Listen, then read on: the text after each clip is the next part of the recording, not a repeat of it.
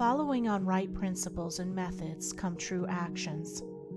One who is striving to grasp true principles and work with sound methods will soon come to perceive that details of conduct cannot be overlooked, that, indeed, those details are fundamentally distinctive or creative, according to their nature, and are of deep significance and comprehensive importance, and this perception and knowledge of the nature and power of passing actions will gradually open and grow within him as an added vision, a new revelation.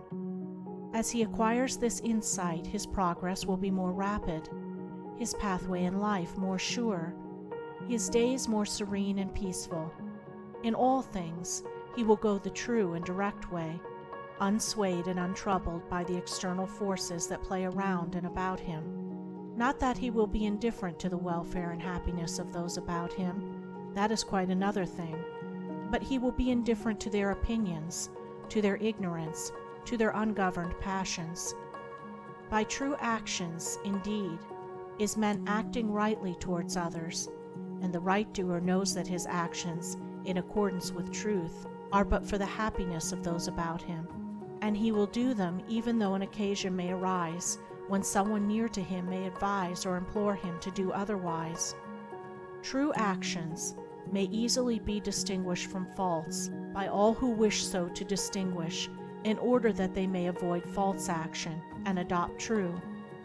As in the material world, we distinguish things by their form, color, size, etc., choosing those things which we require, and putting by those things which are not useful to us.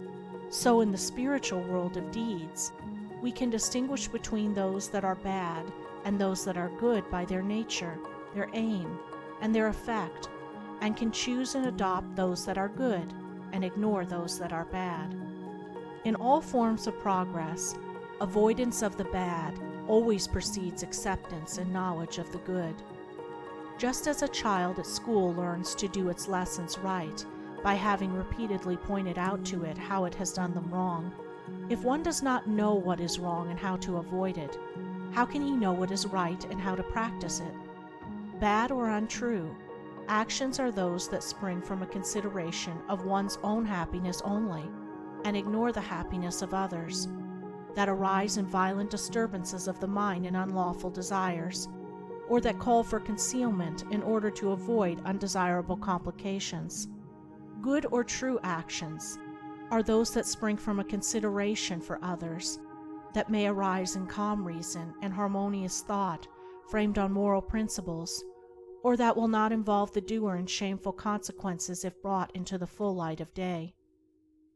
The right doer will avoid those acts of personal pleasure and gratification which by their nature bring annoyance, pain, or suffering to others, no matter how insignificant those actions may appear to be. He will begin by putting away these. He will gain a knowledge of the unselfish and true by first sacrificing the selfish and untrue.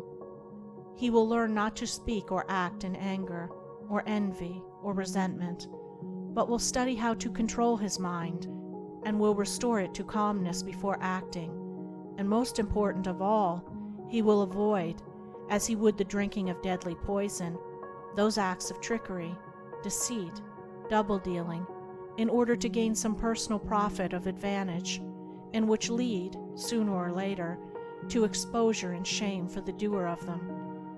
If a man is prompted to do a thing which he needs to conceal, and which he would not lawfully and frankly defend if it were examined of witness, he should know by that it is a wrong act, and therefore to be abandoned without a further moment's consideration.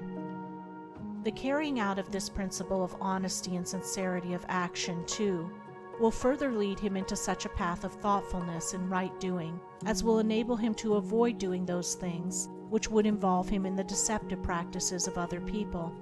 Before signing papers, or entering into verbal or written agreements, or engaging himself to others in any way at their request, particularly if they be strangers, he will first inquire into the nature of the work or undertaking, and so, enlightened, he will know exactly what to do, and will be fully aware of the import of his action. To the right doer, thoughtlessness is a crime. Thousands of actions done with good intent lead to disastrous consequences because they are acts of thoughtlessness. And it is well said that the way to hell is paved with good intentions. The man of true action is, above all things, thoughtful. Be ye therefore wise as serpents and harmless as doves. The term thoughtlessness covers a wide field in the realm of deeds. It is only by increasing in thoughtfulness that a man can come to understand the nature of actions, and can, thereby, acquire the power of always doing that which is right. It is impossible for a man to be thoughtful and act foolishly. Thoughtfulness embraces wisdom. It is not enough that an action is prompted by a good impulse or intention. It must arise in thoughtful consideration, if it is to be a true action. And the man who wishes to be permanently happy in himself and a power for good to others must concern himself only with true actions. "I did it with the best of intentions" is a poor excuse from one who has thoughtlessly involved himself in the wrongdoing of others. His bitter experience should teach him to act more thoughtfully in the future. True actions can only spring from a true mind, and therefore while a man is learning to distinguish and choose between the false and the true, he is correcting and perfecting his mind, and is thereby rendering it more harmonious and felicitous, more efficient and powerful. As he acquires the inner eye to clearly distinguish the right in all the details of life, and the faith and knowledge to do it, he will realize that he is building the house of his character and life upon a rock which the winds of failure and the storms of persecution can never undermine.